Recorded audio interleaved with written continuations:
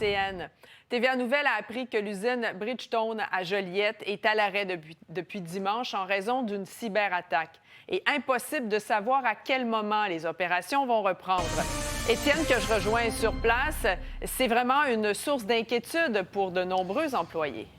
Oui, d'inquiétude, de stress, Audrey, parce qu'il y a plus de 1400 travailleurs ici à l'usine de Bridgestone à Joliette qui sont à l'arrêt forcé donc depuis dimanche. Que sait-on de cette cyberattaque? Vous allez voir un extrait d'une note interne dont TVA Nouvelle a obtenu copie. On comprend que cette cyberattaque a touché plusieurs installations de Bridgestone à travers l'Amérique du Nord. Par contre, l'entreprise veut se faire rassurante en mentionnant qu'à première vue, les données personnelles des clients, des travailleurs n'ont pas été touchées. Par contre, on mentionne plus loin qu'on ne sait pas à quel moment les opérations pourront reprendre. Plusieurs travailleurs me disaient hors caméra être inquiets, donc beaucoup d'incertitudes. On ne sait pas à quel moment on va pouvoir reprendre le travail. Un employeur important ici, j'en ai discuté un peu plus tôt ce soir avec le maire de Joliette.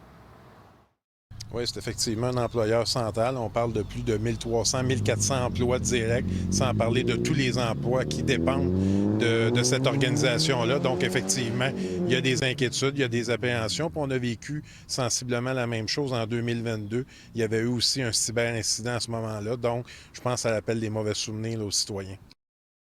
Étienne, on peut comprendre l'inquiétude, d'autant plus que c'est une deuxième cyberattaque en 3 ans.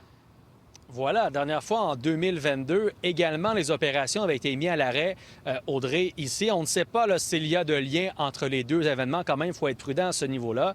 Mais on peut se demander pourquoi les cyberpirates semblent intéressés à s'en prendre à ce type d'entreprise. J'en ai discuté un peu plus tôt avec un expert en cybersécurité. Plus on vise des gros poissons, le plus on a des chances d'extorquer pour des grosses sommes d'argent.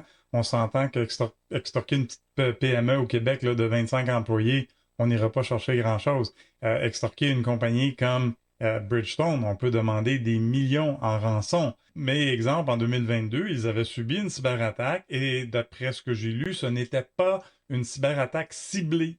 Hein? Donc, c'est peut-être juste quelqu'un qui avait cliqué sur un courriel d'hameçonnage et puis là, l'introduction vers le réseau, l'infiltration s'est faite.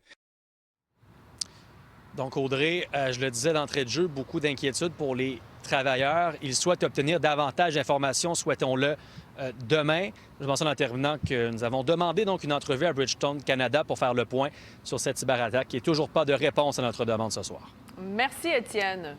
Au revoir.